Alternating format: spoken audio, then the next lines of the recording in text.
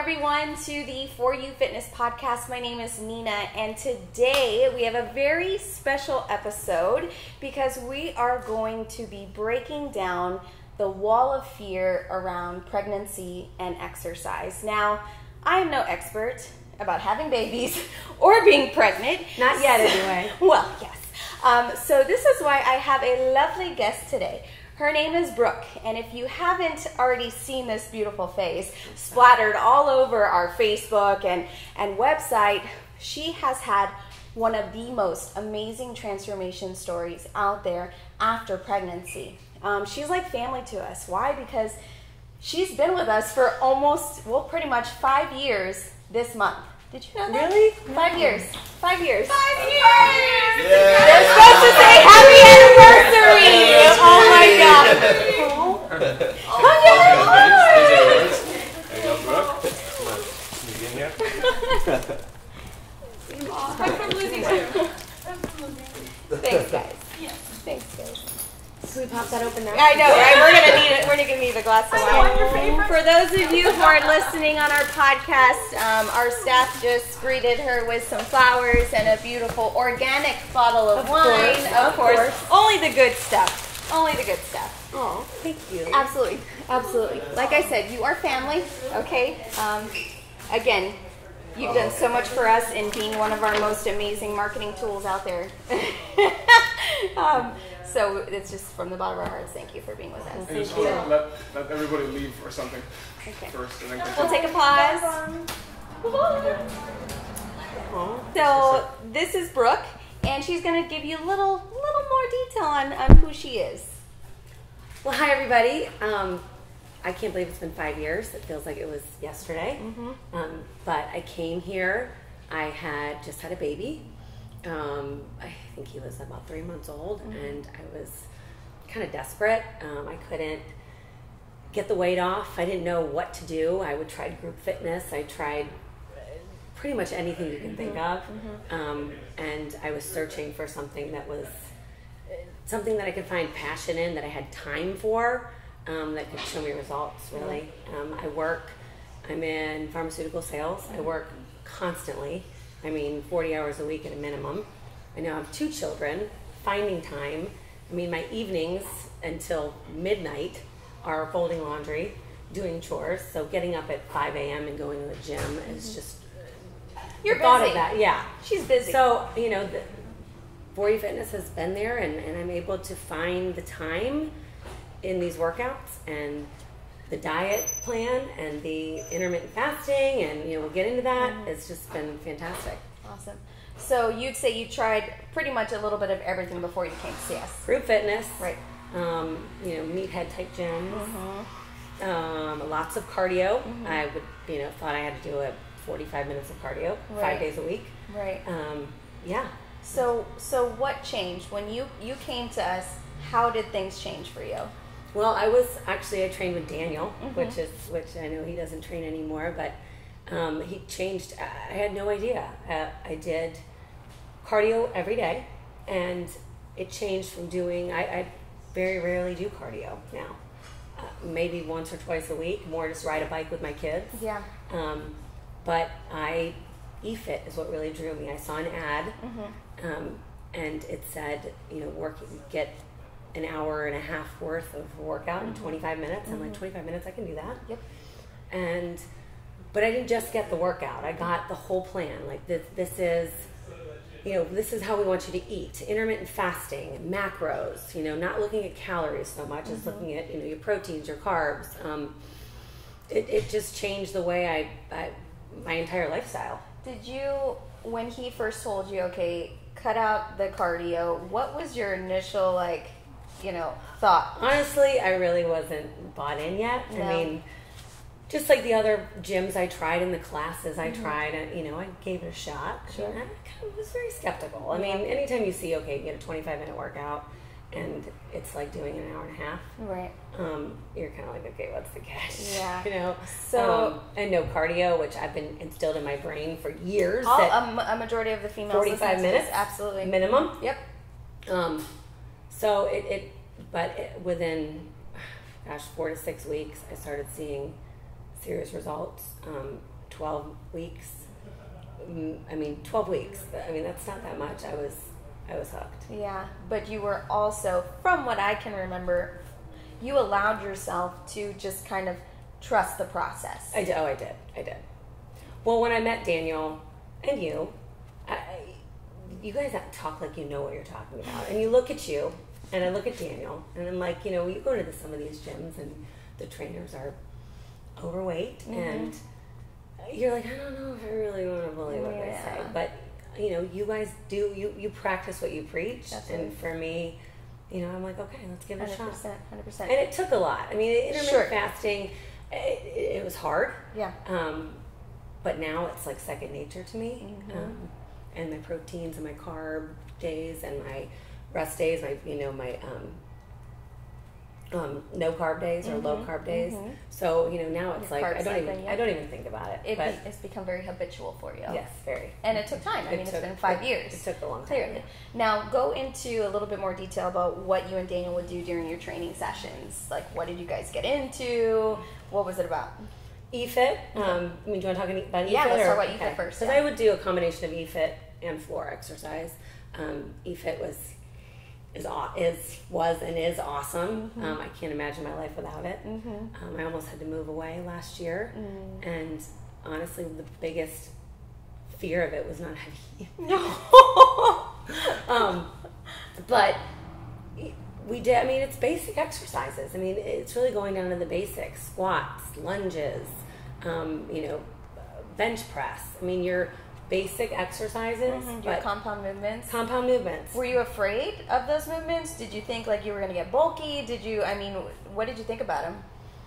Again, I always looked at you. Like, if Nina looks like that, I want to look like that. So I'm going to thank you.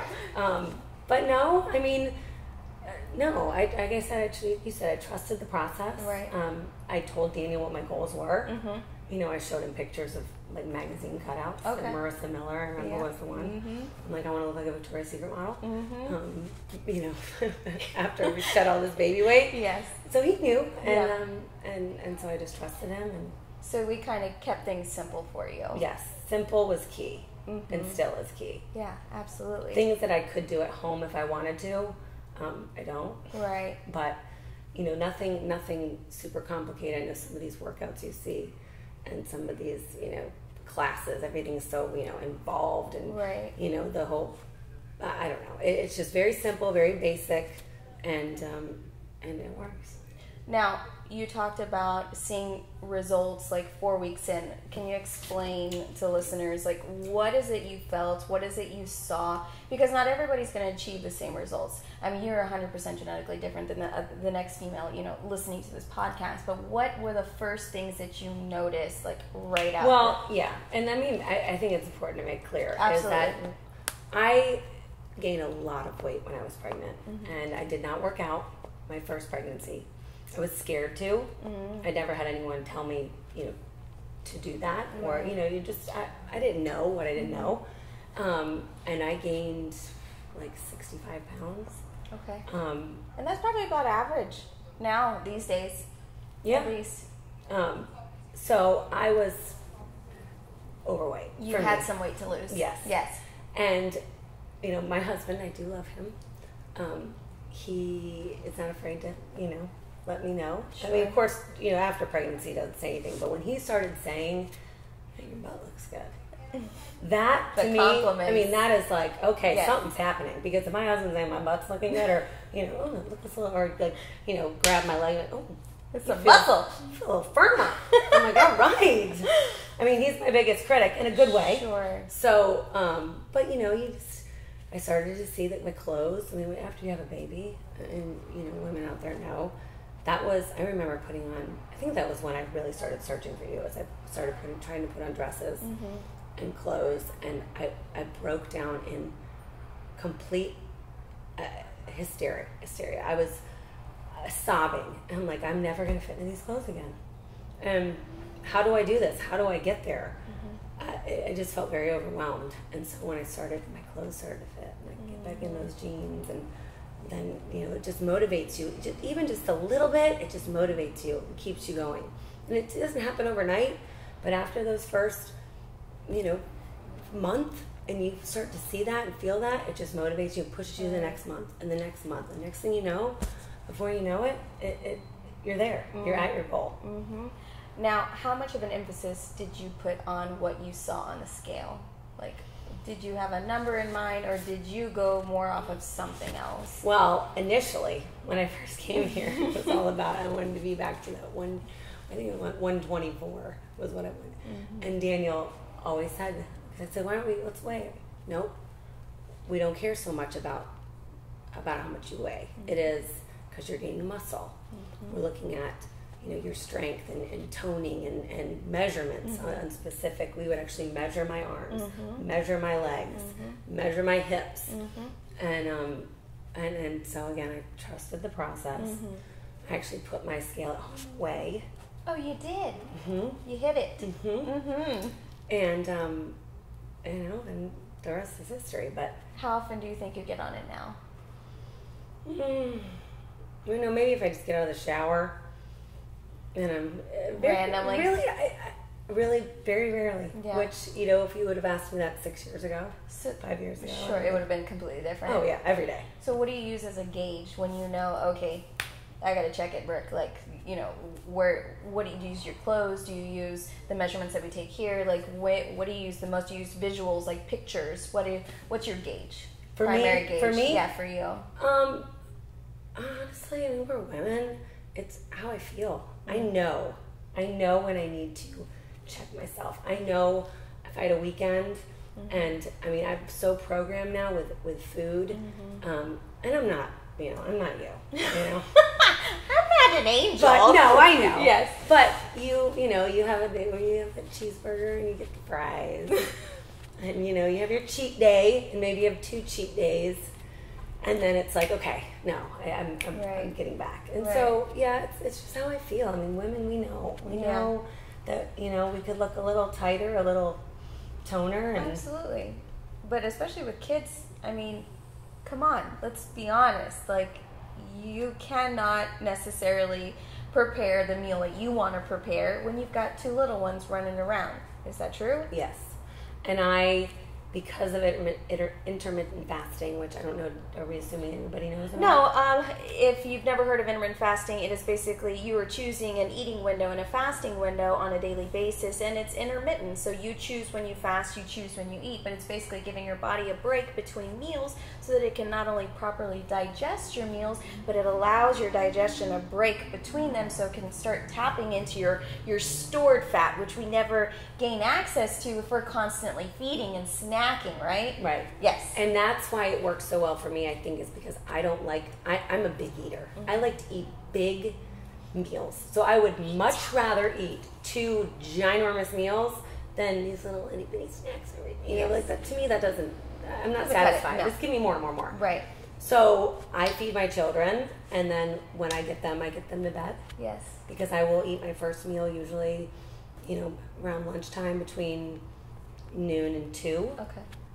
And then I will have my, dinner, my second meal. I usually have 2 big meals a day, and I'll have it around 8 o'clock, 8:30 when I put the kids to bed.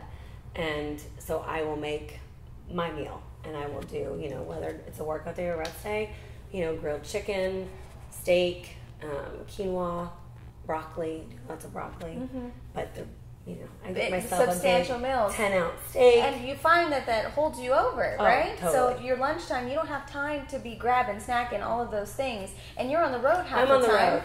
I'll pack a cooler with maybe some, nitrate-free beef jerky, and maybe some mixed nuts. Sure. But for the most part, I don't have time to pack a cooler and make little bitty snacks and. Not to mention it's expensive to eat like that too. Absolutely. To find the healthy snacks. Yep. So, I eat, big lunch, late lunch, and then a big dinner, and that's all I need. So it's doable. It's more doable for me, I think. It's more doable for me. My kids come first, so their meals come first. So my time is I put them to bed. I make myself and my husband. He gets fed too. I make He's him. kind of important. dinner, and it's not, I don't have to overthink the whole meal thing, you know, I gotta have 5 little meals, I have to have it at breakfast, and then one at 10, and then one at noon, like, that's just way too much for thinking for me, and like you said, I'm on the road all day, sometimes I leave the house at 6 in the morning, 7 in the morning, and I don't get home until, 6 o'clock at night, so. But you make yourself a priority. Yeah. Right? Oh, yeah. Which a lot of moms don't. They tend to make the meals for kids, from what I hear, and that's it. Then they end up picking off of those foods. And that's a great point. I have friends that do that. They can't seem to get it off because they'll have that piece of pizza or they'll eat the mac and cheese, and you just have to have that willpower. And mine is oh yes, that does look really good. Yes. And it probably tastes good too. Sure. But in an hour, I'm going to be able to make a fantastic, healthy, delicious meal. I can use the oils and one of the things that you guys always said is I'd rather you use real butter than fake butter. And you're programmed like I use fake butter or margarine. But you don't need to. Eat the whole food. Yeah, eat the whole food. Eat the whole food. Absolutely. I think that's not a misconception, but a lot of moms think that they simply can't take the time for themselves, and you can. It's just a matter of just making it a habit and a priority. If you truly want results, you got to put in a little bit more effort. Yeah. Oh yeah. And it's like anything, it becomes part of a routine. Yeah. If my goal is to come to the gym and do EFIT or floor workout twice a week. Right. And that's hard for me, but my husband knows, and my kids, mommy has to have. I mean, if I don't, I get very moody, and my husband would say, "You need to go to the gym." Yep. I'm like, I know I do. Yep. But if I have those two time slots a week, and I usually come at 5 o'clock, 50 minutes, and if I leave work, I put it in my calendar. It's in my calendar, so I don't schedule anything else. There's nothing else that it. And I know people say, "Oh, I go to the Y, or I go to the." Yes, but if you have a scheduled training session that's, someone is expecting you to walk in the door, you're going to show up. You're held accountable. It's like going to the dentist's office. Right. You're going to show up. Yeah. Right. You're paying for it. And if you don't show up, you're going to pay for it anyway. Yep. So for me, that's what works. So you've established your routine, and that's what pretty much keeps you coming back. Yep. And you guys always do a great job. And Nick telling me, checking on me, asking, how was your sleep? Are you getting some sleep? How's your eating been? And for the most part, it's good. You slip up, and then you just, balance now. Yeah. Balance is so important. We went off on a food tangent there, sorry. but that's all right. So throughout your after having Maddox, your first baby, you started getting great results. At what point did things change for you? Meaning, how long were you able to keep these results off?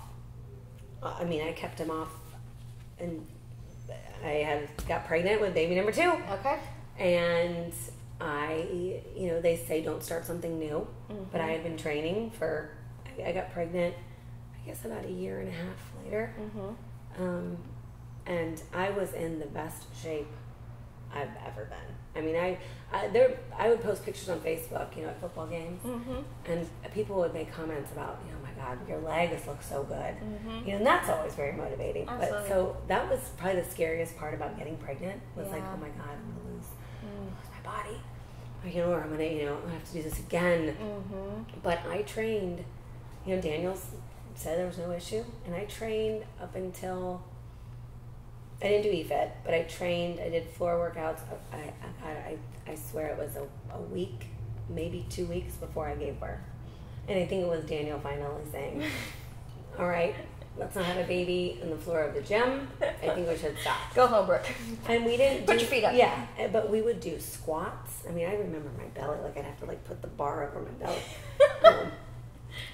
We would do squats and lunges and deadlifts and anything that we could do that, Daniel knew, he knew what motions I shouldn't do and anything specific you remember that you just stayed away from, clearly like certain abdominal exercises or just, anything that just stands out in your mind is like, oh, stay away from that.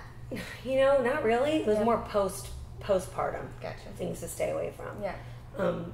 But I want to mention my first Maddox, my first baby, and I didn't find you guys till afterwards. My labor with him was, I mean, I think I labored like 18 hours. Yeah. I mean, it was miserable, and I worked out with you guys, with Daniel, until probably 38, 39 weeks, and I remember the doctor saying to me, "You have some of the strongest muscles." I pushed, I mean, I swear it was 5 minutes, and Ryder was almost 10 pounds. He was 9'11", and it 9'11". It was like, and they were like, oh, I mean, they were surprised, like, wow. And I know it was because of the squats and the lunges and the squats. I had a very... She had a strong base, strong foundation right there.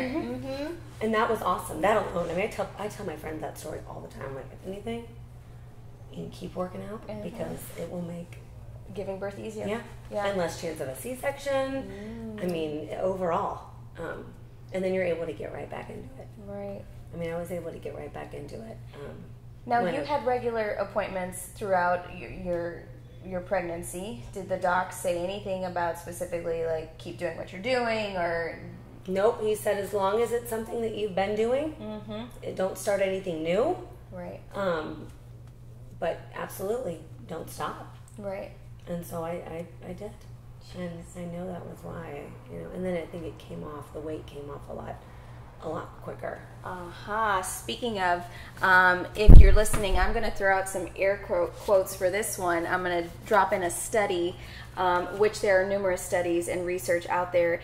The physician's name is Dr. Michelle Matola, and she has shown, she does a lot of research on pregnant women, that pregnant women who do not exercise are 2.5 times more likely to give birth to an overweight infant, and they are 3 times more likely to develop high blood pressure. Not only that, but exercising during pregnancy can prevent gestational diabetes, which more than half of women experience. Really? Oh yeah, apparently according to this particular study. Not only that, but it will also prevent excess weight retention post-baby. So this is why. Yep. My weight. Boom. I mean, I know that genetically I am prone to be a larger pregnant person. I was strong, but I gain weight. It's a lot of it is fluids. I mean, you could just touch me and that indent would stay there for, they would say my feet looked like freshly baked loaves of bread. I would get home and I'd stick my feet in like a big pot of ice water. But, I mean, it was unbelievable. I think 65 pounds. Yeah, 3 months. I think my second baby I gained 50 pounds. Okay. And I mean, I think it was 8 weeks, and it was shed. Back to it. I mean, after I was given the, you can't go back to work out. Right, that period. 8 or 12 weeks. But as soon as I got the okay, I was in the gym probably the same day. Yeah. And I mean, 8 weeks, it was amazing. And I actually was in better shape post Ryder, and you've seen the pictures because I did the before. I actually did the true before and after with the same outfit on and everything. Yeah. And I was in better shape second after Ryder than I was. I didn't think I had abs. She had abs. Again, training twice a week, minimal cardio, eating 2 big meals, keeping things super simple. I mean, you are a walking, talking, this is what we eat, sleep, and breathe of what we preach. Like, that's it. And I think it's important to say, too, I mean, mainstream media tells you the exact opposite. Breakfast is the most important meal of the day. I don't know about, I mean, you out there, especially mothers, like, first of all, I don't have time to eat breakfast. Second of all, I'm hungry. I want a cup of coffee, and that's all. Doesn't it make things simple when you don't have to prepare breakfast? Sometimes you're like eating, but you're like, oh, I don't want to eat this, but I have to because it's so important. Right. Right. Yeah. I cannot say anything, but I hear it all the time. I see it all the time. And then on the treadmill, I'm like, oh God, how many minutes has it been? Oh my God, it's only been 6 minutes. I feel like I'm doing this for, 30 minutes. I'm like, I only have 39 more minutes to go. Oh my God, this is horrible. Now, clearly, we're not saying cardio is bad for you, No. but it's not the only means of getting results. Like you're kind of wasting your time if that's all you're sticking to. Again, everybody is so different from one another. Every pregnancy is so different from one another. So always consult with your physician and what you can and cannot do. I think the biggest thing to say is what I learned the most from you and Daniel and the rest of the crew is that if you eating is 80%, and the other, I think it was you that said that eating is 80%, and the other 20% is your workouts. So if you can discipline yourself to eat well, you don't have to do the cardio 5 days a week and be in the gym every day. Right. Now, if you want to eat like that, then you probably need to step up the cardio. Or not eat like that, but, maybe indulge yourself a little more bit. Flexible. Yeah, maybe jump on the bike and or do some HIIT training. Sure. Always can help. But Sure. if you follow the program with the eating, and you don't have to kill yourself when it comes to going to the gym. So there it is. That's it. Any additional kind of takeaway tips for moms to be, as far as through the process, or what would you want to know as a new mom, or not even as a new mom, but in getting pregnant, what would you wish somebody would have told you before? Number one, definitely, if you're planning on getting pregnant, start working out now. Start lifting weights now. If you've never gone through a labor, it was knowing what I know. If I knew what I know now, then that labor for hours and hours is just miserable. And I literally, it was 5 minutes, boom, boom, and he was popped right out. And I know it was because of the exercise, and then knowing about the gestational diabetes, and that's always the scare. Absolutely. And then the other thing is that you can meet your goals. I know, I remember standing in front of the mirror after having Maddox and saying, there's no way I'm going to get back to, I'm just going to, like mom, so just, okay, you're a mom, you've had a kid, but of course I refuse to believe that. Right. And you will start to see results. You just need to take 2 days a week, and it will happen. You just have to start a routine and just stay focused. And as soon as you start seeing those results, or your husband grabs you and says, you feel a little tighter, that motivates you to get you through the next month, and before you know it, you're there. Being consistent with it. Consistent. Because you were consistent. Yep. You were here every Tuesday, Thursday, Monday, Wednesday, Friday, whatever Still it was. is. Yes, and she still is 5 years later. Yes. I think that's pretty much it. You covered it. So again, like she said, moms to be, start now before it really is too late. Yeah. Like there's no reason not to start. No. None. And it's never too late. No. Never And too late. it's not. No. You can do it, and it's not. Don't think that it's going to take every day and hours. You can do it in little pieces. You've got 2-3 kids. You work. You can find the time. I find the time. 45 minutes, twice a week.